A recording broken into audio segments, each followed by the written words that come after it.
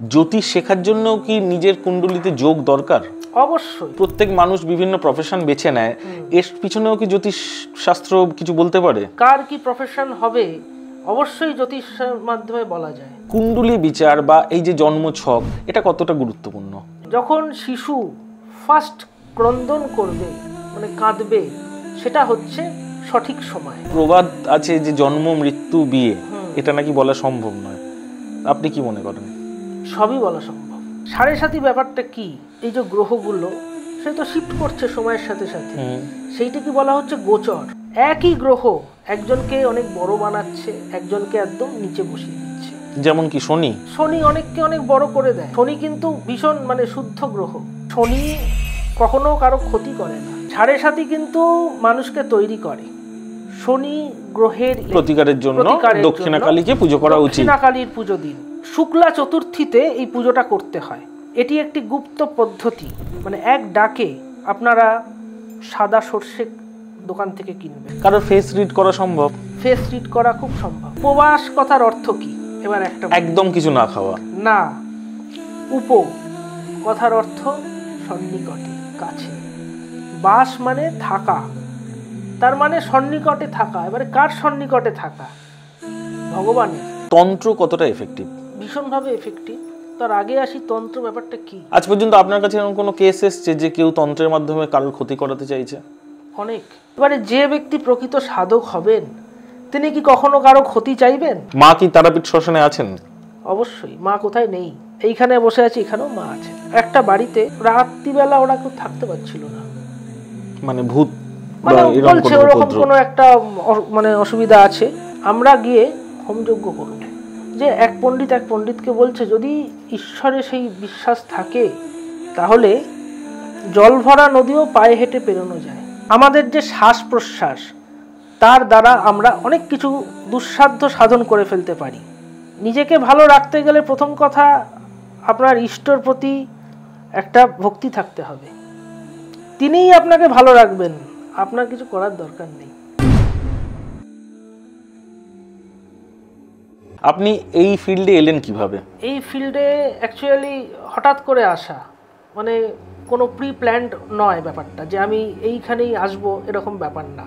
একসময় আমি অন্য পেশার সঙ্গে যুক্ত ছিলাম, কিন্তু পরবর্তীকালে এমন একটা সিচুয়েশান এলো যখন আমাকে বাড়ি থেকে বেশি দূর আমি যেতে পারছি না এবং আমাকে বাড়িতেই বেশিরভাগ সময় থাকতে হচ্ছে।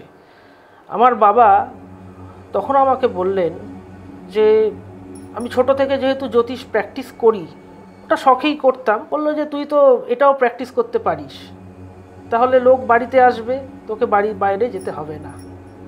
তো তখন থেকে আর কি প্রফেশনালি আমি আস্তে আস্তে নিজেকে তৈরি করতে আরম্ভ করলাম, যাতে আমি জ্যোতিষে কিছু করতে পারি। জ্যোতিষ শেখার জন্য কি নিজের কুণ্ডলিতে যোগ দরকার? অবশ্যই। কীরকম? জ্যোতিষ শেখার জন্য ধরুন কতগুলো কানেকশন দরকার হয়। যেমন ধরুন শুক্র শনি, অ্যাকচুয়ালি এটা হচ্ছে দ্বিতীয় ভাব এবং দশম ভাব। তারপরে ধরুন পঞ্চম ভাব, অষ্টম ভাব। পঞ্চম ভাব থেকে হচ্ছে আপনার যে নলেজ, এগুলো বোঝাচ্ছে। অষ্টম ভাব থেকে হচ্ছে রিসার্চ, যে কোনো রিসার্চ ওয়ার্কের জন্য আপনার অষ্টম ভাব ভীষণ দরকার আছে। এই কতগুলো কানেকশান, তার সাথে আপনার কতগুলো গ্রহ লাগে। যেমন ধরুন বুধ হচ্ছে গণিত শাস্ত্রর ব্যাপারটা। তারপরে ধরুন শনি হচ্ছে পেশেন্স, ধৈর্য আপনার লাগবেই। এই রকম আর কি কতগুলো কম্বিনেশনের দ্বারাই ঠিক হয় যে এই ব্যক্তি জ্যোতিষ ফিল্ডে এগোবে কিনা। ফাইন। আচ্ছা, এ থেকে তাহলে ইচ্ছা হচ্ছে, তার মানে এই যে প্রত্যেক মানুষ বিভিন্ন প্রফেশন বেছে নেয়, এর পিছনেও কি জ্যোতিষ শাস্ত্র কিছু বলতে পারে? অবশ্যই। কার কি প্রফেশন হবে অবশ্যই জ্যোতিষের মাধ্যমে বলা যায়। সেটা বলছেন, কে ডক্টর ফিল্ডে যাবে বা কে ইঞ্জিনিয়ার হবে বা কে অভিনেত্রী হবে, সেগুলো ছকের মধ্যে দেখতে পান। বাড়ি থেকে যতই জোর করে ডাক্তারি পড়াতে চাক না কেন, সে যদি ডাক্তার হবে এটা নিয়তিতে লেখা না থাকে, সেটা সম্ভব নয়। কুণ্ডলী বিচার বা এই যে জন্ম ছক, এটা কতটা গুরুত্বপূর্ণ? এটা ভীষণভাবে গুরুত্বপূর্ণ। এ সম্বন্ধে কতগুলো কথা বলি। আমরা অ্যাকচুয়ালি যে ছকগুলো দেখি তার 90 থেকে 95% ভুল। কেন? এবারে সেই প্রশ্নে আসা যাক। আমরা যে সময়টা পাচ্ছি, যেটা কিনা ডিসচার্জ সার্টিফিকেটে লেখা থাকে যে অমুক সময় জাতক বা জাতিকার জন্ম হয়েছে, সেটা কি ঠিক? এই প্রসঙ্গে একটা কথা বলি, কোনটা সঠিক সময় হিসেবে আমরা নেব সে সম্বন্ধে। যখন শিশু ফার্স্ট ক্রন্দন করবে, মানে কাঁদবে, সেটা হচ্ছে সঠিক সময়। আচ্ছা, মানে ভূমিষ্ঠ হওয়া মানেই সেটা তার টাইম নয়? না, তার যখন কাঁদবে, মানে তার মধ্যে যে তখন আসবে সত্তাটা, সেটাই আসল সময়, তখনই তার জন্ম মুহূর্ত বলে ধরা হচ্ছে। এবারে সাধারণভাবে হসপিটালে কি করা হয়ে থাকে বলি আপনাকে। একটা বাচ্চা জন্মালো যখন, তখন সবাই কিন্তু সে কটায় জন্মালো একটা অ্যাপ্রক্স টাইম বসাতে বাধ্য, কারণ তখন কি হচ্ছে, একটা হচ্ছে পেশেন্ট, যে মা আছে বাচ্চা আছে, তাদের হেলথের দিকে কনসার্নটা বেশি থাকে, যে ওরা কেমন আছে, কেমনভাবে ওদের রাখতে হবে। হ্যাঁ, তারপর কি হচ্ছে, বাচ্চাকে যখন জন্মালো তখন নাড়ি কাটলো, তাকে একটুখানি ওয়াশ করলো, ওয়াশ করে যখন রাখলো, তখন টাইমটা ঠিক কথা। তো 5-7 মিনিটে ধর হতেই পারে, হয়ে যায়। তো এটা কি সত্যি এফেক্ট করে নাকি? অবশ্যই এফেক্ট করে। কতটা টলারেন্সের মধ্যে থাকলেও এফেক্ট করে না, নাকি এক্সাক্টটা হলেই আপনি ঠিক বিচার করবেন? এক্সাক্টটা বার করা যায়। কিভাবে? সেটি একটি ক্যালকুলেশন আছে। একটা ক্লায়েন্ট আমাদের কাছে এলো, তখন তার সঙ্গে আমরা কিছু তাকে প্রশ্নের মাধ্যমে আমরা ক্যালকুলেশন করব। আচ্ছা, করে তার যে অরিজিনাল ডেট অফ টাইম সে বলছে, বার্থ টাইমটা, তার সঙ্গে আমাদের ক্যালকুলেশন আমরা করে মিলিয়ে সেই এররটাকে অ্যাপ্রোপ্রিয়েটটা আমরা বার করব। এই প্রসেসটাকে আমরা বলি নষ্ট পুষ্টি উদ্ধার। আচ্ছা, ফলে এটার দ্বারা অনেকটাই ঠিকঠাক তার টাইমটা পাওয়া যায়। আর যে মানুষ ধরে নিন তার জন্ম সময় জানেই না, মানে অনাথ আশ্রমে তাকে পাওয়া গেছে বা কিছু, সেই সব তো আরো করা সোজা। কারণ হচ্ছে, সে মানুষ যখন আমার সামনে আসছে, তখন আমরা যে বিচারটা করি সেটা হচ্ছে হোরারি বিচার। হোরারি হচ্ছে এমন একটা জিনিস, সেটি হচ্ছে এখনকার জ্যোতিষে সবচেয়ে এফেক্টিভ। কেননা হোরারি যদি ঠিকঠাক জানা যায়, সে কখন জন্মালো না জন্মালো কোনো ম্যাটারই করে না। সে যখনই আমার সামনে এলো, সেই যে মুহূর্তটা, সেই মুহূর্তটা ধরে বিচার আরম্ভ হলো, এবং তার সেখানে ভূত, ভবিষ্যৎ এবং বর্তমান সবই অ্যাকুরেটভাবে বলা যায়। এবং একটি ছক যখন আমরা বিচার করি, সবচেয়ে ইম্পর্টেন্ট হচ্ছে ছকটা যেন পারফেক্ট হয়। সেই পারফেক্ট নিতে গেলে আমি আগেই বললাম যে জন্মের সময় নিয়ে একটা কনফিউশন থাকছে, সেটা আমরা ক্যালকুলেশন করে বার করছি। কিন্তু যখন কোনো ব্যক্তি আমাদের কাছে আসছেন, সেই সময়টা তো মিথ্যে নয়। সেই যে সময়, সেই সময়টা নির্ধারণ করে তার সম্বন্ধে ডিটেলসে সব কিছু বলে দেওয়া যায়। আচ্ছা, একটা মানে প্রবাদ আছে যে জন্ম, মৃত্যু, বিয়ে, এটা নাকি বলা সম্ভব নয়। আপনি কি মনে করেন? সবই বলা সম্ভব।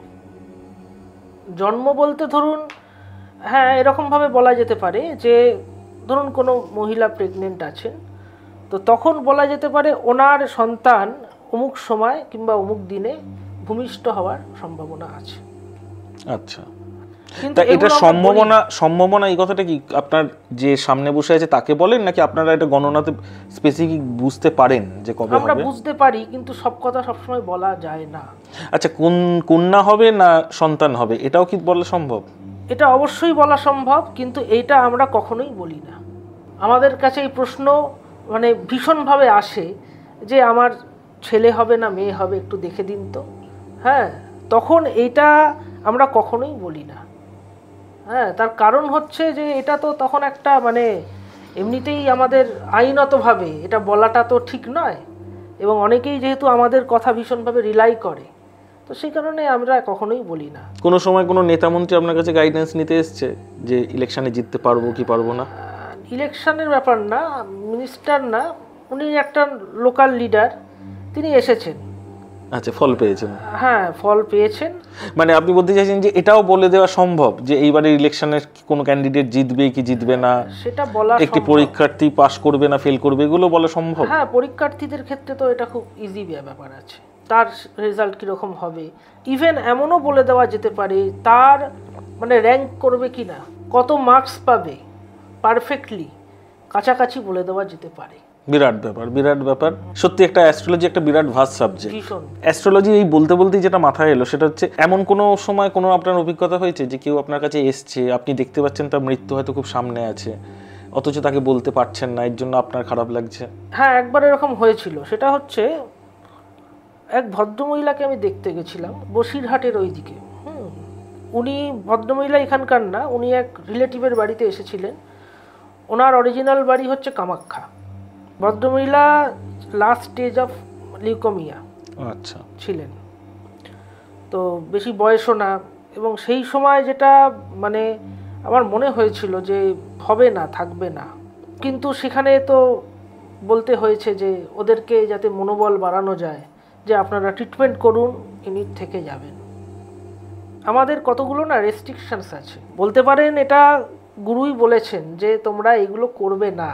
জানেন তো আমাদের ফিল্ডে গুরু যা বলেন সেটাই সত্য। এই কতগুলো ব্যাপারে আমরা কখনোই বলবো না বা মুখ খোলেন না। হ্যাঁ, এবং অনেকে আছেন শুধু এই ব্যাপার না, খালি এসে জিজ্ঞেস করেন দেখুন তো স্যার আমরা কতদিন আমার আয়ু আছে।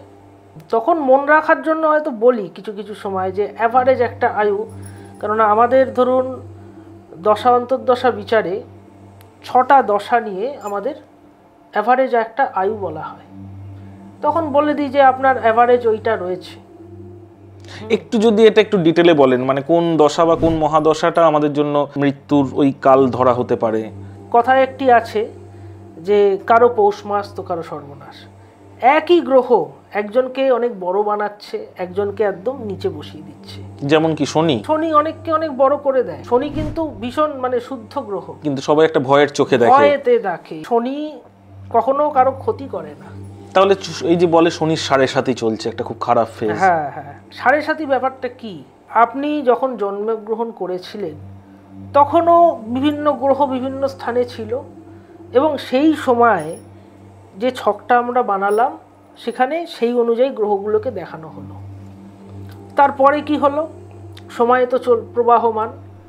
সেই যে সময় ধরুন কখনো আপনি গেলেন কোনো অ্যাস্ট্রোলজারের কাছে, কিংবা নিজেই হয়তো এখন বিভিন্ন অ্যাপের মাধ্যমে দেখলেন এই যে গ্রহগুলো সে তো শিফট করছে সময়ের সাথে সাথে, সেইটা কি বলা হচ্ছে গোচর। এবারে গোচর ফল সব গ্রহই ধরুন এক একটা জায়গায় এক একটা গ্রহ থাকছে, সেরকমই শনি একটা না একটা জায়গায় থাকবে এবং তার এক একটা ফল বলছে। দেখুন শনি, বৃহস্পতি, রাহু, কেতু, এই যে 4টি গ্রহ এরা বেশি সময় ধরে একটি ঘরে অবস্থান করে, সেই কারণে এদের ফল মানে ম্যাক্সিমাম বোধহয় 18 বছর রাহুর জন্য। না না না, ওটা তো মহাদশা। আচ্ছা, অন্তর্দশাগুলো বলছেন। অন্তর্দশা রাহু কেতু 1.5 বছর থাকে এক একটা রাশিতে, বৃহস্পতি 1টা বছর করে থাকে, আর শনি থাকে আপনার সবচেয়ে বেশি 2.5 বছর। এইবারে 7.5 যে ব্যাপারটা, 7.5 নিয়ে যেটা আছে, আপনার ধরুন রাশির আগের ঘর, রাশি এবং তার পরের ঘর যখন শনি থাকে, প্রতিটা ঘরে আপনার থাকছে 2.5 বছর করে, তাহলে 3টি ঘরে কত হচ্ছে 7.5 বছর। এই যে ব্যাপারটা, এটাই হচ্ছে অ্যাকচুয়ালি 7.5। কিন্তু এটা মানেই কি খারাপ না, কিন্তু একটা মানে অডিয়েন্সের মানে অনেকেরই প্রশ্ন থাকে আমাদের কাছেও যে এটা কতটা ভয়ের বা কতটা বিপজ্জনক। হ্যাঁ, তো অডিয়েন্সের উদ্দেশ্যে একটা কথাই বলতে পারি, 7.5 কিন্তু মানুষকে তৈরি করে, মানুষকে মানে এটা নিয়ে বিশেষ ভয়ের কিছু নেই। যেমন খাঁটি সোনা দিয়ে কি কখনো গয়না তৈরি হয় না, তার মধ্যে খাদ দরকার হয়, তাকে আগুনে পুড়িয়ে তার থেকে বেস্ট যেটা করা যায় সেটাই হচ্ছে গয়না, যেটা হচ্ছে সেটা। আচ্ছা, আমাদের অডিয়েন্সের জন্য অ্যাটলিস্ট 7.5 থেকে তার প্রকোপ থেকে একটু ভালোভাবে সেভ করার জন্য কোনো যদি টোটকা বলেন। শনির যে দেবতা তিনি হচ্ছেন দক্ষিণাকালী। দক্ষিণাকালীর পুজো আপনারা অবশ্যই দেবেন, এবং এখানে একটি শাস্ত্রসম্মত বিধি আছে, তা হলো যে কোনো গ্রহের প্রতিকারের জন্য ডাইরেক্ট সেই গ্রহের পুজো করতে নেই। তার অধিষ্ঠাত্রী দেবী, তাকে যদি প্রসন্ন করা যায় তবে সেই গ্রহ প্রসন্ন হবে। সেই কারণে আপনারা শনি গ্রহের রেমেডি করতে গেলে প্রতিকারের জন্য দক্ষিণাকালীকে পুজো করা উচিত। দক্ষিণাকালীর পুজো দিন। একটু যদি প্রথাটা বলেন, কি বার বা কোথায় পুজো দেওয়া উচিত? আমাদের এখানে দক্ষিণাকালীর যদি জায়গা বলেন, আমাদের এখানে কলকাতাতে শ্রেষ্ঠ দক্ষিণাকালীর জায়গা সেটা হচ্ছে আমাদের কালীঘাট। কালীঘাটে স্বয়ং দক্ষিণাকালী বিরাজমান, তো সেইখানে আপনারা গিয়ে যদি পুজো দেন। এবং আরেকটা পুজোর বিধি আপনাদের আমি বলে দিচ্ছি, শুক্লা চতুর্থীতে এই পুজোটা করতে হয়। প্রথমে যেটা করতে হয়, তৃতীয়ায় নিরামিষ খেতে হবে। চতুর্থীতে আপনারা কি করবেন, নকুলেশ্বর তলায় যাবেন, কালীঘাটের কাছেই, সেখানে আপনারা গণেশজির পুজো দেবেন। পুজো দেওয়ার পর মায়ের পুজো দিন এবং তারপরে কিছু খাবার গ্রহণ করতে পারেন। তারপর পঞ্চমী তিথিতেও আপনারা কিন্তু নিরামিষ পালন করবেন। এটি একটি গুপ্ত পদ্ধতি, সবসময় বলা উচিত না, তাও আমাদের অডিয়েন্সের জন্য আমি আজকে একটু শেয়ার করছি। এই মায়ের পুজো যখন আপনারা মানে বিশেষ করে গণেশজির পুজো যখন দেবেন, তখন কি করবেন, মানে এক ডাকে আপনারা সাদা সর্ষে দোকান থেকে কিনবেন। এটা একটু বলে দিই, এক ডাকে মানে কি, ধরুন আমি দোকানদার, আপনি আমার কাছে এসে বললেন দাদা আমাকে 5 টাকার সর্ষে দিন তো। আমি যদি আপনাকে বলি দিদি কি বলছেন, তখন কিন্তু ওখান থেকে আর নেওয়া যাবে না, তখন আপনি বলবেন যে ঠিক আছে আমি পরে আসছি, মানে একটা বাধা পড়ে গেল। হ্যাঁ হ্যাঁ, ওইটা করলে চলবে না। এই সর্ষেটা ভীষণ ইম্পর্টেন্ট এই যে প্রয়োগটার মধ্যে। যেটা করতে হবে এক দামে এক ডাকে, ওটা কিনবেন। এর সাথে যেটা নিতে হবে, একটা মিষ্টি নেবেন, একটা ফল নেবেন, সেটা ওখানে গিয়ে দিয়ে আসতে হবে। আর বাকি যেটা থাকবে মিষ্টি বা ফল, সেটা প্রসাদ স্বরূপ আপনি নিতে পারেন এবং ওখানে ধূপ দিয়ে আপনি পুজো করে এলেন এবং ওখানে যিনি ঠাকুর পুরোহিত থাকবেন তাকে একটা দক্ষিণা দিয়ে আসবেন। এটা হচ্ছে পুজোর রীতি। আর সাদা সর্ষে কিন্তু গণেশজির মাথায় ঢালতে হবে, ওটা দিয়ে গণেশজিকে অভিষেক করতে হবে। তারপরে মায়ের কাছে চলে আসবেন, ওখানে তো ঠাকুরমশাইরা থাকেই, তাদের কাছে বলবেন পুজো দেব, তারা ব্যবস্থা করে দেবে। ওই পুজো দিয়ে তখন আপনি খাবার দাবার খাবেন, মানে যতক্ষণ না পুজো দিচ্ছেন মানে আপনি কিন্তু খেতে পারবেন না, উপবাসে থাকবেন। জল খাওয়া যাবে কি? জল খাওয়া যাবে। আচ্ছা, অনেকে বলে উপবাস লিকার চা খাওয়া যেতে পারে। উপবাস কথার অর্থ কি এবার একটা একদম কিছু না খাওয়া না। কথার অর্থ সন্নিকটে, কাছে। বাস মানে থাকা, তার মানে সন্নিকটে থাকা। এবারে কার সন্নিকটে থাকা? ভগবানের।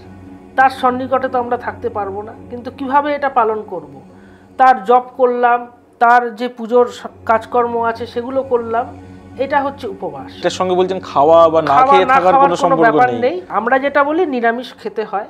যারা তো এখন তো না খেয়ে কেউ থাকতে পারেন না, কারণ অনেকের আছে সুগারের প্রবলেম আছে, তাকে কিছু না কিছু খেতে হয়, বিভিন্ন রকম প্রবলেমস আছে। একটু ফল খেতে পারেন, একটু মানে জুস কিছু খেতে পারেন, খেয়ে কিন্তু পুজো দেওয়াই যায়, এতে কোনো অসুবিধা হবে না।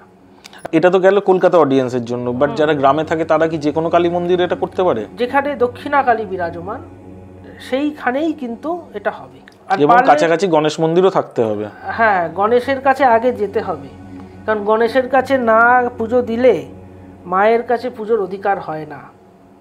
কারণ গণেশ তো মার দ্বারেই বসে আছেন, দরজা যেখানে মা আছেন, তাকে সন্তুষ্ট না করলে মার কাছে যাওয়া যাবে না। বিরাট একটা উপদেশ পেলাম আপনার কাছ থেকে। আচ্ছা, এটা তো গেল শোনের সাড়ে সাথী। আর এক ধরনেরও মানুষের অনেকের অনেক রকমের সমস্যা থাকে, যেমন বিভিন্ন রকম উটকো বাধা বা উটকো সমস্যার মধ্যে জড়িয়ে পড়েন। এগুলো কেন হয়? এগুলো দেখুন, যে কোনো বাধা আমাদের ছকেই পাওয়া যাবে, সেটা হচ্ছে অষ্টম ভাব। অষ্টম ভাব থেকে এই যে বিভিন্ন রকমের বাধা, এগুলো সমস্ত বিচার্য হয় অষ্টম ভাব থেকে। তারপরে ধরুন আমাদের একটা ব্যাপারে লস হচ্ছে, সেটি চলে আসবে দ্বাদশ ভাব থেকে। তখন আমাদের দেখতে হবে যে এই যে সমস্যাগুলো অ্যাকচুয়ালি কোথায়। ধরুন দেখলাম অষ্টম ভাবে কতগুলি গ্রহের সমস্যা আছে, কিংবা সেই সময় তার দশা অন্তর্দশা যেটা পড়েছে অষ্টম ভাবে রিলেটেড, তখন তাকে সেইভাবে আমাদের গাইড করতে হবে। এই যে গাইডটা মানে কি, কোনো প্রতিকার দেন? প্রতিকার আছে। মানে সেটা কি কোনো স্টোন হতে পারে বা কবচ হতে পারে। আচ্ছা, তো স্টোনের ক্ষেত্রে একটা খুব প্রশ্ন সবসময় ঘুরে যে স্টোন কাজ করে কতদিনে, কারণ এটা নিয়ে অনেক দ্বিমত আছে। হ্যাঁ আছে, অনেক দ্বিমত আছে। যে স্টোনের কোয়ালিটি ওপর কিন্তু ডিপেন্ড করে যে স্টোনটা কতদিনে অ্যাক্টিভ হবে। আচ্ছা, যেমন আমি একটা কথা বলছি, ধরুন একটা স্টোন, সেটি আপনার 500 টাকা রতিও হয়, আবার 50,000 টাকা রতিও হয়। তাহলে আপনি যদি বলেন যে 500 টাকা রতিও একই কাজ করবে আর 50,000 টাকা রতিও একই কাজ করবে, তা কিন্তু নয়। এটা আমাদের অভিজ্ঞতা যে যারা কিনা খুব ভালো কোয়ালিটির স্টোন নিতে পারেন, কিংবা ধরুন কবজও অনেক মানে ফারাক আছে। কিন্তু এটাও তো সত্যি কথা, যে মানুষ আজকে সমস্যার মধ্যে আছে তার পক্ষে খুব এক্সপেন্সিভ স্টোন নেওয়া সম্ভব না। আমি তো বলি ধরুন স্টোন যদি নেওয়ার সেরকম ভালো কোয়ালিটি। আচ্ছা, এই যে সাবস্টিটিউট স্টোন যেগুলো বলে, যেমন হিরোর বদলে জারকন বা এমিথি, এগুলো কি কাজ করে? অবশ্যই কাজ করে। এগুলো যদি প্রপার পরিমাপে নেওয়া হয় কাজ করে, একদম কাজ করবে। তো এইরকম কি প্রত্যেক মেন স্টোনেরই একটা করে সাবস্টোন আছে?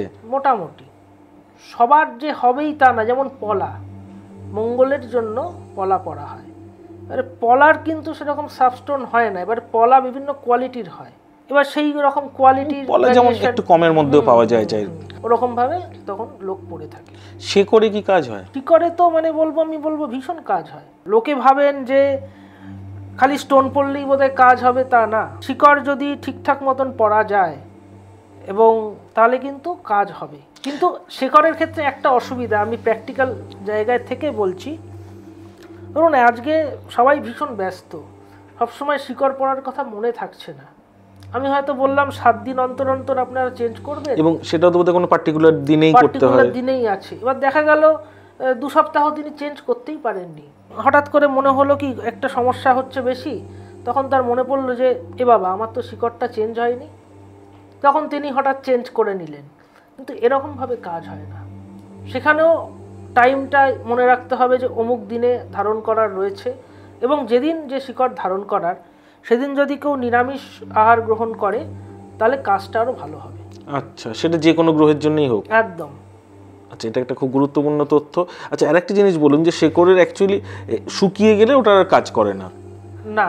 তো কোনো মানুষ যদি প্রত্যেক দিন সেই শেকড়টা চেঞ্জ করে তাহলে কি তার বেশি কাজ করবে?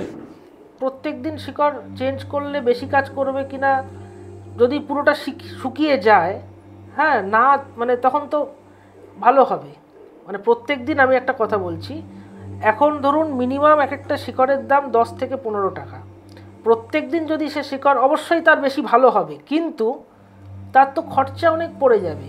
এবং দেখা যাবে যে হয়তো গেলে মাসের শেষে যদি প্রত্যেক দিন 10 টাকার করেই যদি শিকড় ধারণ করে তাহলে 300 টাকা, সেটা ধরুন অনেক টাকা হয়ে যাবে। সেটা দিয়ে সে তার মানে রত্ন পরে নিতে পারবে, সে শিকড় পড়বে কেন? ঠিক কথা। আচ্ছা, আমাদের এই পডকাস্টে এর আগের একটা এপিসোডে একজন বলেছিলেন যে এই শেকড় যারা অ্যাকচুয়ালি তুলে নিয়ে আসে বাজারে বিক্রির জন্য, সেই তোলারও কিছু পার্টিকুলার প্রথা থাকে, যেমন পার্টিকুলার লগ্নে সেই একটা মন্ত্র পড়ে, সেইভাবে তো আজকে কমার্শিয়াল দুনিয়ায় কেউই করে না। বাল্কে শেকড় নিয়ে আসছে, সব দোকানে ডিস্ট্রিবিউট করে দিচ্ছে। তো তাহলে সেটা কতটা শুদ্ধ থাকছে? বা এটা কি বলুন তো, এটা হচ্ছে মনের ওপর ব্যাপার অনেকটা। কেননা আপনি ধরুন যে ওষুধ খাচ্ছেন সেটা কিভাবে ম্যানুফ্যাকচার হচ্ছে সেটা তো আপনি জানেন না, বা আমার হাতেও নেই, আপনার হাতেও নেই। ওই জন্য যেটা পাওয়া যাবে সেটাই বিশ্বাস করে পড়তে হবে। হ্যাঁ, একটা কথা আছে, বিশ্বাসে মিলায় বস্তু তর্কে বহুদূর। সেই কারণে আমি বলবো তাতেই কাজ হবে। কিছু কিছু কাজ আছে যেগুলোতে যারা আমাদের মতন পেশার সাথে যুক্ত, নিজের হাতে বা নির্দিষ্ট নক্ষত্রে শিকড় তোলার ব্যাপার আছে, সেগুলো আবার ওই শিকড়গুলো দিয়ে হবে না। কারণ এখানে কি আমাদের ওখানে মানে করাই আছে যে ওই শিকড়টা অমুক তিথিতে তুলতে হবে, তাতে কাজটা ভালো হবে। আমার নিজস্ব জীবনে আমি বলবো কতগুলো শিকড় আমার কাজের জন্য দরকার ছিল, তখন কি করব, আমি বাড়িতে সেসব চারা নিয়ে এসে চারা লাগাই। তারপরে কি অমুক তিথি যখন আসছে তখন আমি সেইটাকে তুলি, নির্দিষ্ট সময় তুলে সেটা করতে হয়েছে। কিন্তু সেটা বাজারে পাওয়ার কোনো আশা রাখাটাই উচিত নয়। কিন্তু নর্মাল আমরা যেসব শিকড় ব্যবহার করি সেগুলো ওটা দিয়ে খুব ভালো কাজ হয়। আচ্ছা আচ্ছা, এবার আমরা একটু অন্যদিকে যাব, সেটা হচ্ছে অ্যাস্ট্রোলজির সাথে সাথে বা আপনার ছক গণনার সাথে সাথে হাতের রেখা, এটার আপনি কতটা মিল পান, বা সত্যি কি হাতের রেখার কোনো অস্তিত্ব আছে অ্যাস্ট্রোলজিতে? আপনার কি মনে হয়? পামিস্ট্রি একটা বড় ভূমিকা আছে অ্যাস্ট্রোলজিতে। যারা পামিস্ট্রি করেন তারা কিন্তু অনেকেই ছক দেখবেন না, তারা খালি ওইটার উপরেই, যেমন বিভিন্ন ফিল্ডে, যদি মেডিকেল ফিল্ডে বলি একদমই তাই, আলাদা আলাদা ডক্টর। হ্যাঁ হ্যাঁ, এরকম এখানেও কিন্তু আলাদা আলাদা ডিপার্টমেন্ট হয়ে গেছে। আমরা তো আমাদের সবই করতে হয়। ধরুন বিশেষ করে আমি দেখেছি গ্রামগঞ্জের দিক সবাই প্রথমেই দেখি হাত নিয়ে চলে আসে, দেখুন তো আমার হাতে কি আছে। এটা কিন্তু প্রত্যেক অ্যাস্ট্রোলজার বন্ধুদেরই আমি শুনি, এটা একটা খুব সমস্যা এবং বিব্রতের কারণ। আপনি একটা ফ্যামিলি কোথাও বিয়েতে গেলেন বা কোনো অকেশনে গেলেন, এই চারদিক থেকে চারজন যদি হাত নিয়ে চলে আসে, এটা একটা সত্যি এম্বারেসিং ব্যাপার, মানে অসুবিধার ব্যাপার। তখন আমি অনেক সময় যেটা করি, অন্যরা কি করেন জানি না, আমি কিন্তু তখন হোরারি দিয়ে কাজ চালাই। আচ্ছা, আমি বলি আপনার তো হাত দেখতে লাগে না, আমি তো অন্তর্যামী, আমি এমনিই বলে দেবো আপনাকে। ফলে তখন সময়টা দেখে নিলাম, হট করে গ্রহগুলো দেখে নিলাম কোথায় কি আছে, ওনাকে বলতে আরম্ভ করলাম। তা উনি দেখলেন যে বাহ, সব তো অনেকটাই মিলে যাচ্ছে। হ্যাঁ, বললো বাহ। না, কিন্তু এবার আমরা তাহলে পামিস্ট্রি নিয়ে একটুখানি শুনবো আপনার কাছ থেকে। মানে হাতের রেখা বদলায় নাকি? হাতের রেখা বদলায় না। ধরুন একটা কথা বলছি, আজকে একটা রেখা আছে, তার যখন প্রভাব চলে যাবে, মানে সে একটা ইন্ডিকেশন দিচ্ছে আচ্ছা, যে এই ফলটা এই রেখার দ্বারা নির্ধারিত। যখন সে কাজটা হয়ে যাবে, সে রেখা কিন্তু থাকবে না, বা তার পরিবর্তন হবে। আচ্ছা, হাতের রেখা তৈরি হয় কিভাবে? আমাদের হাত যে সংকোচন প্রসারণ হচ্ছে সর্বদা, তার দ্বারা হাতে একটা ভাঁজ পড়ে, হ্যাঁ, সেটার জন্য কিন্তু রেখাগুলো তৈরি হচ্ছে। আপনি দেখবেন বিভিন্ন প্রফেশনের লোকের হাতের রেখা কিন্তু আলাদা। কেউ হয়তো হার্ড লেবারের মধ্যে আছেন, তার হাতের যা রেখা হবে, তার হাতের যা কি বলবো, যা সার্ফের যা রুক্ষতা, এগুলো কিন্তু একজন যিনি রাইটার, তার হাতে কিন্তু এগুলো হবে না। তার হাত হবে অনেক সফট হবে, হ্যাঁ, এই ব্যাপারগুলো কিন্তু চলে আসছে। এইগুলোর সাথে সাথে আমাদের হস্তরেখা ব্যাপারে দুটো জিনিস ভীষণ ইম্পর্টেন্ট। একটা হচ্ছে কিরোম্যানশন অ্যান্ড চিরোগনমি। আচ্ছা, এই দুটোর মধ্যে একটা কি করছে, একটা হচ্ছে আপনার হাতের কালার, তারপরে হাতের মানে কি বলবো উষ্ণতা। কারো কারো হাত দেখবেন সবসময় ঠান্ডা, কারো হাত যদি আপনি স্পর্শ করেন দেখবেন একটু উষ্ণতা একটা রয়েছে। তারপরে কালার, বিভিন্ন রকম হাতের কালার আছে। এটা কি বলতে জল, অগ্নি এরকম বিভিন্ন ভাগে ভাগ করা হয়? হ্যাঁ, এই জিনিসগুলো রয়েছে সেখানেও। অনেকে আমি দেখেছি, মানে তারা অনেক নাম করা লোক আছেন, তাদের হয়তো লাগে না ওই জিনিসটা করতে, তারা আমি দেখেছি খালি হাত দেখেন, বা কেউ আছেন হাতটাকে নিয়ে একবার একটু দেখে নেন, ওই ফিলটা নিয়ে নেন। হ্যাঁ, আমি একজনের কাছে যেতাম মানে শিখতে, ওনাকে প্রথমে আমি হাত দেখাই, উনি আমাকে বলে, আমি হাতটা এরকম করে দেখিয়েছি তাকে, উনি বলে ওরকম না, উল্টাও হাত। বললাম সে কি? বলে উল্টাও না।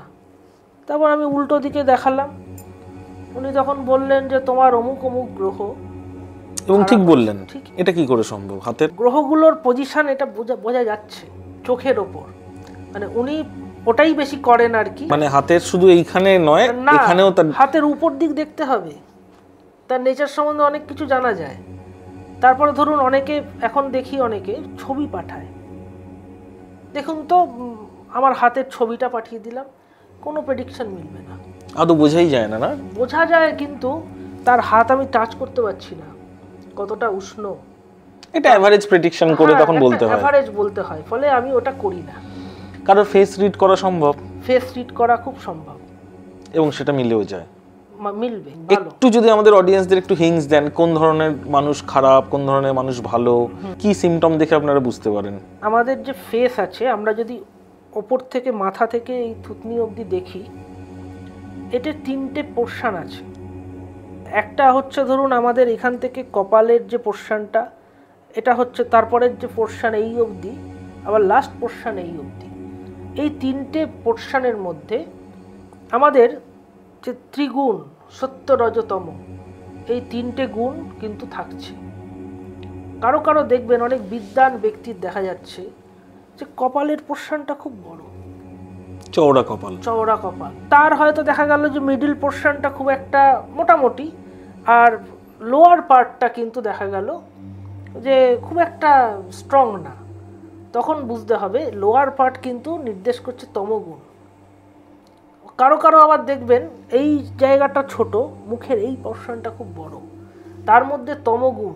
মানে যদি একটু ডিটেলটা বলেন। সত্য, রজতম। সত্য হচ্ছে সাত্ত্বিক, সে তার ব্যবহারে সমস্ত ব্যাপারে সাত্ত্বিক। দ্বিতীয় যে ব্যাপারটা সেটা হচ্ছে রজ, রজ মানে রাজসিক ব্যাপার, মানে তার চাল চলন আচার ব্যাপার একটা রাজাসুলভ ব্যাপার থাকবে।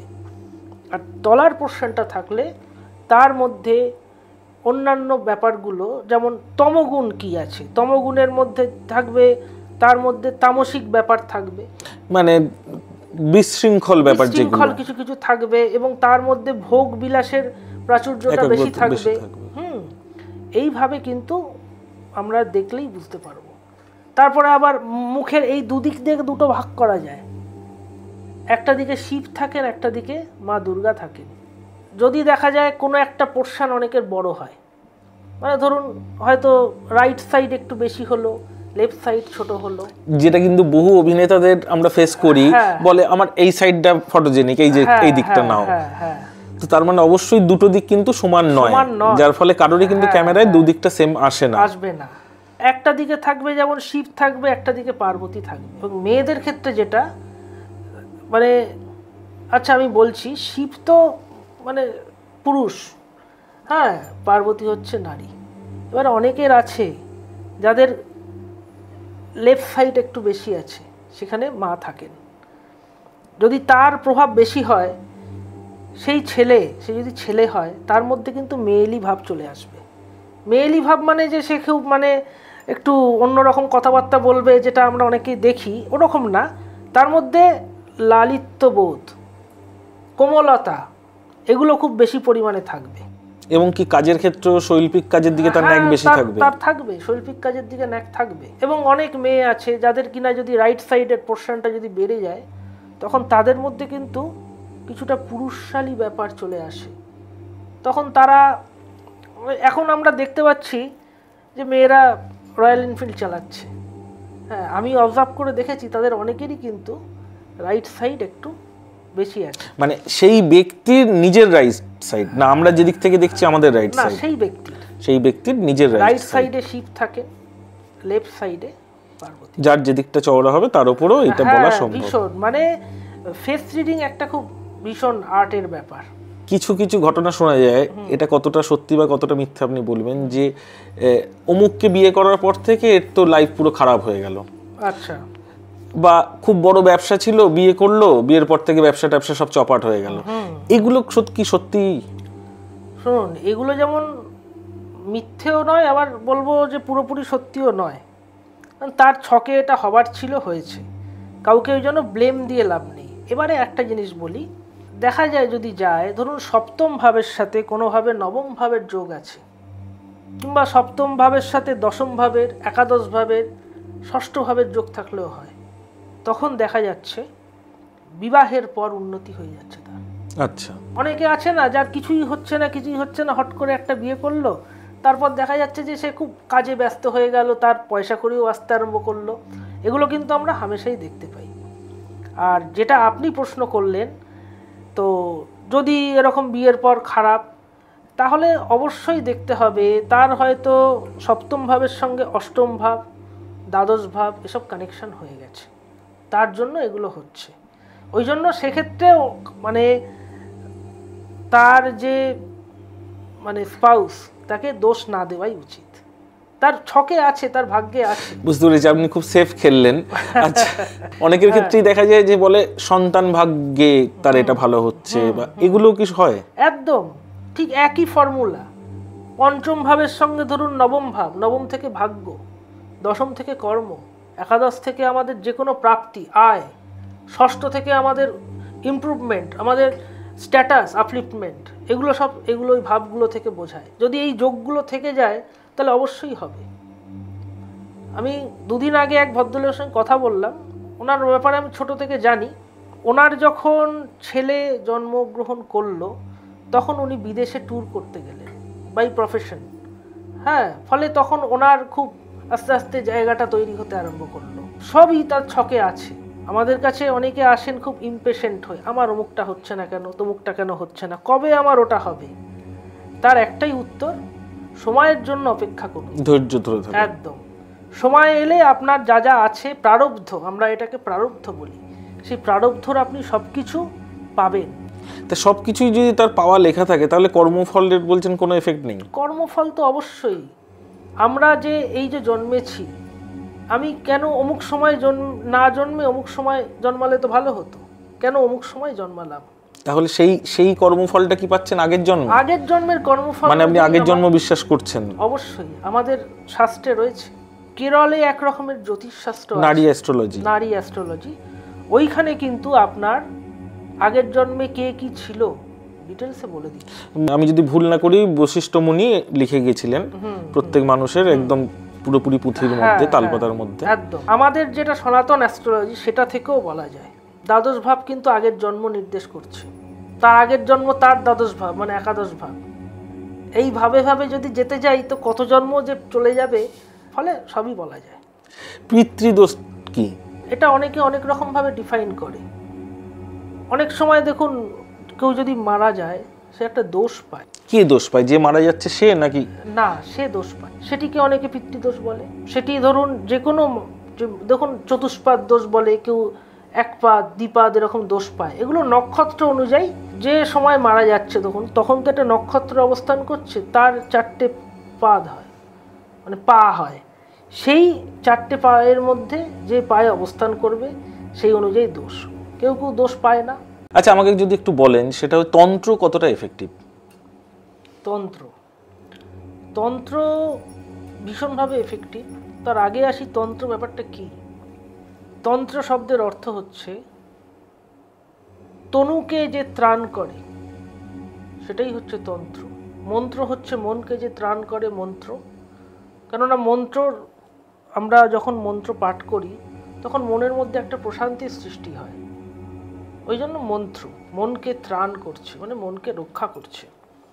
তন্ত্র হচ্ছে তনু মানে আমাদের বডি, তাকে রক্ষা করছে তন্ত্র। সেই কারণে তন্ত্র তো ভীষণ এফেক্টিভ। অ্যাকচুয়ালি তো 3টে: যন্ত্র, মন্ত্র, তন্ত্র। হ্যাঁ, যন্ত্র, মন্ত্র, তন্ত্র। এইবারে সবই একটার সাথে একটা সম্পূরক। এগুলো যে বললেন, এখন কিন্তু তন্ত্র প্রপারলি তন্ত্র হচ্ছে না। কেন? কারণ প্রথম কথা, তন্ত্রের যে কাজকর্ম করে মানুষকে আরো বেটার করানো যায়, তার জন্য যতটা প্রয়োগ করা দরকার সে প্রয়োগ তো হচ্ছে না। আর একটা জিনিস বলি, ধরুন একটা মানুষ তিনি 5 পাস করেছে, তাকে যদি এবার বলা হয় যে আপনি একটা 12-এর কাজ করতে হবে, 12-এর একটা অঙ্ক আপনাকে সলভ করে দিতে হবে, কখনোই পারবে না। কিন্তু কেসগুলো নিয়ে নিচ্ছে কেস নিয়ে নিচ্ছে এবং সেগুলো করে দিচ্ছে। এবার যদি সেটা না হয়, দেখুন হওয়া না হওয়া সব নিয়তি। হ্যাঁ, এবার হয়তো 50% নিয়তিতে মিলে যাচ্ছে, মানুষে ভাবলো আহা বিরাট ক্ষমতা। হ্যাঁ, কিন্তু বেশিরভাগই এখন যেটা দেখা যাচ্ছে যে সেইভাবে তো কাজ হচ্ছে না, ফলে সেই ফল কিন্তু হচ্ছে না। আজ পর্যন্ত আপনার কাছে এরকম কোনো কেস এসেছে যে কেউ তন্ত্রের মাধ্যমে কারোর ক্ষতি করাতে চাইছে? অনেক, ফ্যামিলির মধ্যেও এসেছে। নাম না বলে একটা দুটো একটু ইনসিডেন্ট বলুন না। আমার কাছে এক ভদ্রমহিলা আসেন, উনি এসেই প্রথম দিন যখন এসেছিলেন আমার মনে আছে, এসে একদম কান্নাকাটি করে অস্থির। তো একজন, আমার বাড়িতেই চেম্বার করি বেশিরভাগ সময়, একটা বাড়িতে যদি এক ভদ্রমহিলা এসে কান্নাকাটি করেন, খুব বিব্রতকর ব্যাপার। তো বললাম কি হয়েছে বলুন আপনি ডিটেলসে। বললো আমার শত্রু আমার বাড়ির সঙ্গে থাকে, তার কোন রিলেটিভ আছে পাশের ঘরেই থাকে, সে নাকি সমানে তার এগেনস্টে বিভিন্ন জায়গায় যাচ্ছে, গিয়ে অমুক জল পড়া, অমুক তেল পড়া, অমুক কিছু জিনিস ফেলা, এসবের মাধ্যমে তার ক্ষতি করে চলেছে। আমাদের একটা প্রসেস আছে, তাতে একটা দেখা যায় কিংবা আভাস করা যায় যে উক্ত ব্যক্তির ওপর কোনো রকম এক্সট্রা এফেক্ট পড়ছে কিনা। তো সেটার দ্বারা দেখলাম কিছুটা হয়তো এফেক্ট আছে। কিন্তু তাকে আমি সেটা বললাম না। আমি বললাম যে এগুলো আপনার মনের ভুল ধারণা। আচ্ছা।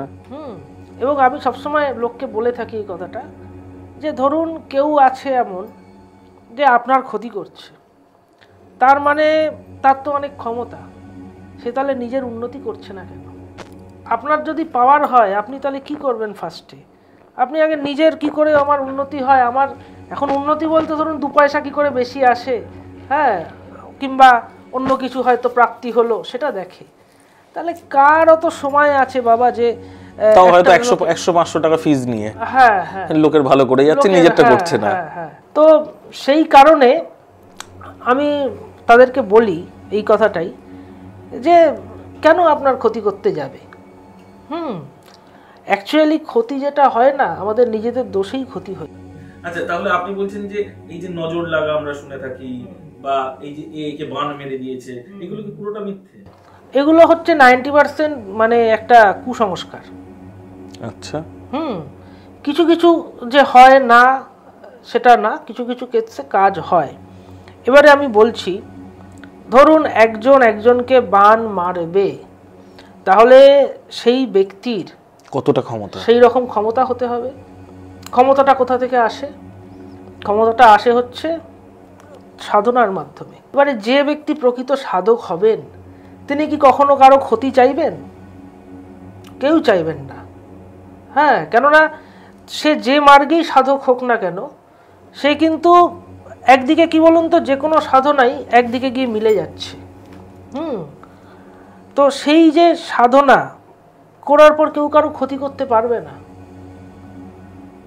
যারা কিছু নিকৃষ্ট মার্গের আছে, এটা তাদের দ্বারাই প্রচারিত যে অমুক বান মেরে দিচ্ছে, অমুক ইয়ে করছে, তমুক ইয়ে করছে। অ্যাকচুয়ালি আমি আবার জ্যোতিষের একটা লিঙ্ক টেনে আনি। যখনই এরকম কোনো প্রবলেম আমাদের কাছে আসে, আমি তাকে বলি আপনার ডিটেলসটা এনেছেন, কিংবা আমরা বার করি যে তার কুষ্টি বা তার যে ছক বার করে দেখি ওটা কোনো গ্রহের এফেক্ট। সব কিছু যে হচ্ছে আমাদের সব কিছু গ্রহরাই করাচ্ছে। হ্যাঁ, অমুক সময় হয়তো অমুক গ্রহের দশা চলছে, তার জন্য তার এই সমস্যা।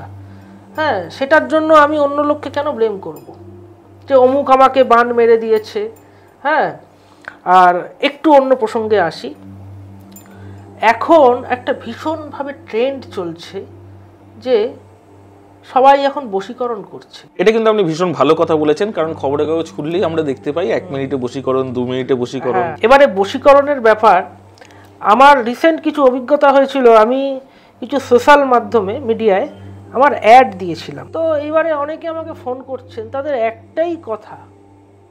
হ্যাঁ, প্রথমে তারা অন্য লাইনে ঢুকছেন, বলছে দেখুন তো দাদা আমার এই সমস্যা, কিংবা দেখুন তো স্যার, যাই হোক যা বলে লোকে, হ্যাঁ আমার এই সমস্যা ওই সমস্যা। তারপরে সেই আমাদের ছোটবেলা মনে আছে, আমরা হয়তো গরুর রচনা পড়ে গেছি, অন্য কিছুর রচনা এলো, আমরা গরুটাকে লিঙ্ক করে দিলাম, লিঙ্ক করে লাস্টে ওই রচনা ঠিক এক কেস। লাস্টে বলছে যে অমুকের সাথে আমার একটা সম্পর্ক ছিল, সে এখন আর যোগাযোগ রাখছে না, আপনি কিছু করে তাকে ফিরিয়ে আনো। এটা কি প্রেম ঘটিত কারণেই বেশি হয়? প্রেম ঘটিত কারণ। হ্যাঁ, তারা বলছে বশীকরণ। মানে আদৌ সম্ভব বশীকরণ? বশীকরণটা কার করব? মেন কথা আমি বলি আপনাদের, কেউ বলেছে কিনা জানি না, এই যে নিজের যে আমাদের ষড়রিপু, সেগুলোই তো বশীকরণ করতে হবে।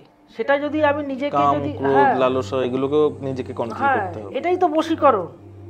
সাধনার মাধ্যমে এইটা যদি কেউ বশীকরণ করতে পারে, তার মানে সে পারবে না এমন কোনো কাজ হতে পারে না। এইটাকে এখন অন্যভাবে অমুকের হয়তো মানে বেশিরভাগ ক্ষেত্রেই যেটা আসে দেখি, মানে যেগুলো কি বলবো, ইললিসিট রিলেশনশিপ। হ্যাঁ, কেউ একটা কারো বউকে পছন্দ করেছে, এরমভাবেই বললাম কথাটা। হ্যাঁ, যে তখন তাকে কিভাবে নিজের কবজায় করবে, এইসব কেস বেশি। কিছু খাওয়ানোর কোনো ব্যাপার আছে? কারণ কিছু জায়গায় একটা প্রথা চলে যে পেটের মধ্যে বোধহয় একটা, এই প্রথাটাও আপনি একটু ডিটেলে বলবেন, যে পরে বলে যে কিছু খাইয়ে দিয়েছিল সেটা উঠে এলো। হ্যাঁ হ্যাঁ, ব্যাপারটা হচ্ছে প্রথম কথা যে ওই যে খাইয়ে দিচ্ছে, খাওয়ানো হয়, মানে যদি আমি মানে আমাদের কাজের প্রসেস অনুযায়ী বলি, কাজ কখন হবে? খাওয়ানো, ছোঁয়ানো, ঠেকানো, এই যে প্রসেসগুলো, এগুলোর মাধ্যমে কাজ করা হয়।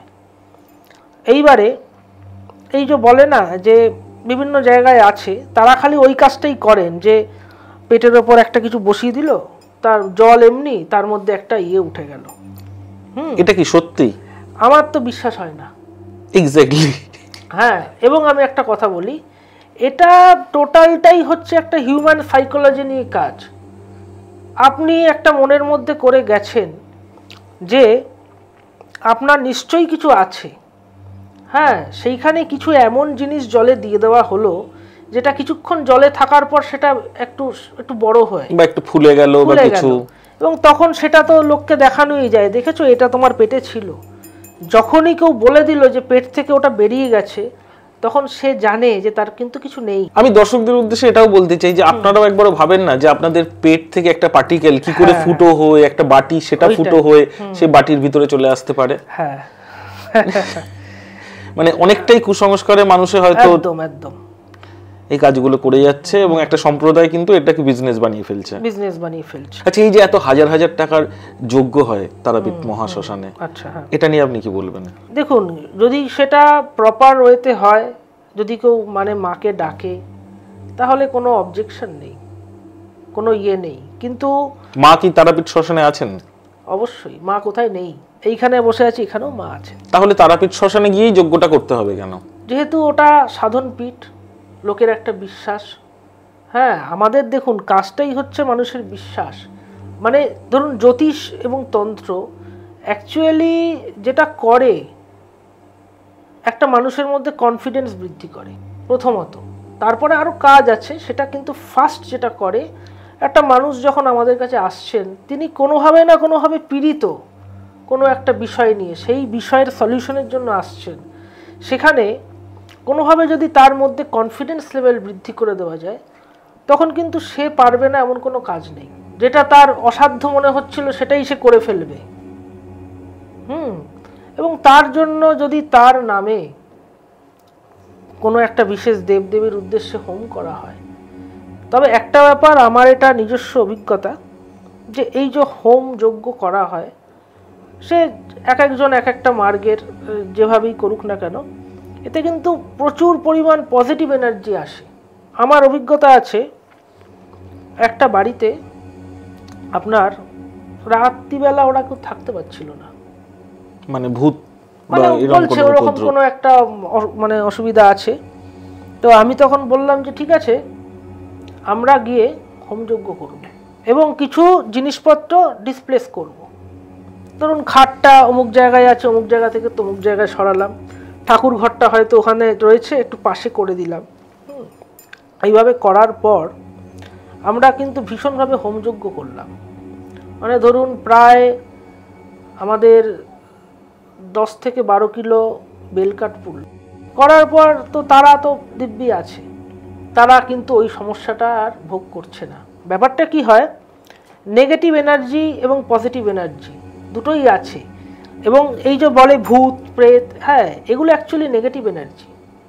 পজিটিভ এনার্জি, কারণ আমরা ভূত প্রেতও দেখতে পাই না, না দেখতে পাই ভগবানকে, তো সেটাকে পজিটিভ এনার্জি ধরা যায়, আর ভূত প্রেত হচ্ছে নেগেটিভ এনার্জি। কিন্তু তন্ত্রমতে তো অনেকে বলে যে ভূত, তার 4-5 জন ভূত পোষা আছে, তাকে দিয়ে সে কাজ করাতে পাঠাচ্ছে, এরকম শোনা যায়। হ্যাঁ, আমিও শুনেছি বোতলে করে নাকি ভূত রেখেছে, সেগুলো নাকি আবার বিক্রয়যোগ্য। হ্যাঁ, তো যাই হোক, তো সেগুলো নিয়ে আর কিছু বলছি না। কিন্তু দেখুন, এই যে এগুলো ভূত কি একটা স্পিরিট, এটা একটা আত্মা। লোকে না বলে আত্মা, হ্যাঁ, আত্মা কি? আত্মা তো মানে আমাদের পরমাত্মার অংশ, সেটা কি কখনো ভূত হতে পারে? সেটা তো একটা পবিত্র, হ্যাঁ, এবং যেটা কিন্তু সায়েন্টিফিক্যালিও প্রুভেন যে মানুষ মারা গেলে 21 গ্রাম ওজন কমে যায় আত্মা বেরিয়ে যাওয়ার পর। হ্যাঁ হ্যাঁ, ওটা একটা আছে, মানে আত্মার যে আকার সেটা সম্বন্ধে বলা আছে কেশাতীত শতমেকম, মানে একটি মানে কেশাগ্র শতমেকম, মানে এই যে একটা মানে আমাদের যে কেশ বা চুল, তার অগ্রভাগের যদি আমরা 100 ভাগ করি, 100 ভাগের 1 ভাগ হচ্ছে একটা আত্মার আকার। এতটাই ছোট ডট, এতটাই সে ছোট, এবং এটা হচ্ছে পরমাত্মার অংশ। এবং আত্মার একটা অদ্ভুত ব্যাপার, মানে এই যে আমরা বলি ও মরে গেল, অপঘাতে মৃত্যু হয়েছে, ভূত হয়ে গেছে, বাবা সাংঘাতিক ব্যাপার, সব কিচ্ছু না। তখন ওখানে একটা এনার্জি তৈরি হয়, সেটা নেগেটিভ এনার্জি। আত্মা তো আত্মার জায়গায় থাকে, আত্মা খালি জামা পাল্টাচ্ছে। আজকে এই শরীর, এই শরীর যখন চলে যাবে তখন আরেক শরীর, আরেক শরীর, করতে করতে করতে করতে সে পরমাত্মায় বিলীন হয়ে যাবে। পিণ্ড দানটা কি খুব ভাইটাল? অবশ্যই। তাহলে কি আত্মার মুক্তি হয়, এইরকম কি আপনি বিশ্বাস করেন? না, নট নেসেসারি। তাহলে যাদের মানে যারা মানে পিণ্ড হচ্ছে না তাদেরও একটা উপায় আছে। ধরুন কেউ অন্য জায়গায় আছে আমারই কুলে, যখন আমাদের পুজো পাঠ হয় বা যখন শ্রাদ্ধ, অ্যাকচুয়ালি কি শ্রদ্ধা, শ্রদ্ধা থেকে শ্রাদ্ধ এসেছে, তখন পিণ্ডটা আমরা বলছি প্রথমে যখন কেউ মারা গেল তখন সে প্রেত লোকে গেল। মানে ধরুন কেউ মারা গেল তারপরেই যে কাজটা হচ্ছে বলছে প্রেত লোকে, তারপরে প্রেত লোক থেকে সে কিন্তু অন্য লোকে স্থানান্তরিত হচ্ছে, যেখানে তার আরও অন্যান্য মানে যারা কিনা তার অগ্রবর্তী হয়ে চলে গেছেন তারা রয়েছে। এই যে প্রেত লোক মানেই যে সে একটা খুব ফিউরিয়াস একটা ভূত ভৌতিক ব্যাপার, এগুলো কিছু না। এগুলো হচ্ছে কি হয় আমাদের সাবকনসিয়াস মাইন্ডে আমরা হয়তো ভাবছি যে বাবা মারা গেছে, হ্যাঁ এখন ওখানে আমি যাব না, হ্যাঁ এই যে ভাবছি, ভাবতে ভাবতে কিন্তু মানে ওটা একটা ইলিউশন। আমি হয়তো এমনও হতে পারে আমি তাকে দেখতে পেলাম, তার মানে সে যে আছে তা নয়, এটা আমাদের ইলিউশন মাত্র। বুঝলাম। আচ্ছা, একটা জিনিস খুব জানতে ইচ্ছা করছে, সেটা হচ্ছে কোনো পুজো, কোনো দেবদেবীর আচার আচরণ, এটা কি নিজে নিজের পুজো করা সম্ভব? মানে ধরে রাখুন আমি যদি অন্যভাবে বলি যে লক্ষ্মী পুজোতে ব্রাহ্মণ পাওয়া যাচ্ছে না, তো মনে হলো নিজের বাড়ির মাকে তো আমি নিজের ভালোবেসে যেভাবে বলতে পারবো, সেটা কি বলা সম্ভব? আচ্ছা, নাকি পুজোর জন্য ব্রাহ্মণই লাগে? না, এক্ষেত্রে আমি বলবো যে নিজের পুজো সবাই করতে পারে, তার জন্য এমন নয় যে সবসময় ব্রাহ্মণই দরকার। কিন্তু ব্রাহ্মণ যেটা করবেন তিনি হচ্ছেন, তিনি একটি শাস্ত্র নিয়ে শিখেছেন, তিনি সেইভাবেই জিনিসটা করবেন। এবারে আমরা কেউ জানি না যে তিনি ডাকলে মা সত্যি শুনছেন কিনা। একটা লোক কিছুই জানে না, সে হয়তো কি বলবো পড়াশোনাও শেখেনি, কিছুই জানে না, এবার সে যদি ডাকে তার কথা যে শুনবে না এরকম কোনো কিন্তু ব্যাপার নেই। মেন হচ্ছে ভক্তি। আমার মধ্যে যদি সেই পার্টস থাকে, যে সেই ভক্তি, যে সেই ডিভোশন, হ্যাঁ এই ব্যাপারে একটা গল্প বলি, এটা প্রচলিত গল্প। তো দুই পণ্ডিত একদিন শাস্ত্র নিয়ে তর্ক করতে বসেছেন। তো ইন দি মিন টাইম সেখানে একজন ওই দুধ দেবার মহিলা এসেছেন আর কি, মানে গোয়ালিনী। তখন উনি শুনলেন ওই মহিলা যে এক পণ্ডিতকে বলছে যদি ঈশ্বরে সেই বিশ্বাস থাকে তাহলে জল ভরা নদীও পায়ে হেঁটে পেরোনো যায়। কিছুদিন বাদে বিরাট একটা বন্যার পরিস্থিতি সৃষ্টি হলো। তো ওই পণ্ডিত আবার দুই পণ্ডিত বসে আছেন নিজেদের ঘরে, দেখা গেল সেই মহিলা এসে হাজির। তখন তাকে বলছে যে তুমি এলে কি করে এখানে? বললো কেন, আপনারাই তো বলেছেন যদি ঈশ্বরের নাম নিয়ে তুমি জল ভরা নদীতে পেরো তো তুমি পেরিয়ে যেতে পারবে, এবং আমি ওনার নাম নিলাম এবং আমি হেঁটে চলে এলাম। তো তখন ওই পণ্ডিত দুজন খুব বিস্মিত হলেন, কি করে সম্ভব এটা, চলো তো দেখি। এবং তারা গেল, যাওয়ার পর দেখলো সত্যি ওই ভদ্রমহিলা ঈশ্বরের নাম নিলেন, চলে গেলেন। এবং তারা যখন যাচ্ছেন তারা পারলেন না, ওই জন্য একটু বাদে কি তাকে ফিরে আসতে হলো। হ্যাঁ সেইটাই, এটা তো খুব কমন ব্যাপার, এটা ভক্তি। এবারে আমার কথা হচ্ছে কার মধ্যে সেই ভক্তি আছে, সে ব্যক্তি বিরল প্রায়। হ্যাঁ, যে অ্যাকচুয়ালি দেবতার পুজোর জন্য কোনো ইয়ে লাগে না, মানে উপচার কিছু লাগে না, ওগুলো সব লোক দেখানো। আচ্ছা, হিন্দু শাস্ত্র মতে আছে যে মহিলাদের যে সময়টা পার্টিকুলার একটা টাইমে যে শরীর খারাপ হয় সেই সময়টা কোনো মন্দিরে তারা যাতে না যায় সেটা বাড়ি থেকে বারণ করে, এটাকে আপনি কি সাপোর্ট করেন? দেখুন, আমরা যেহেতু শাস্ত্র নিয়েই চর্চা করি, হ্যাঁ, তো শাস্ত্রের বাইরে গিয়ে কিছু বলা সম্ভব না।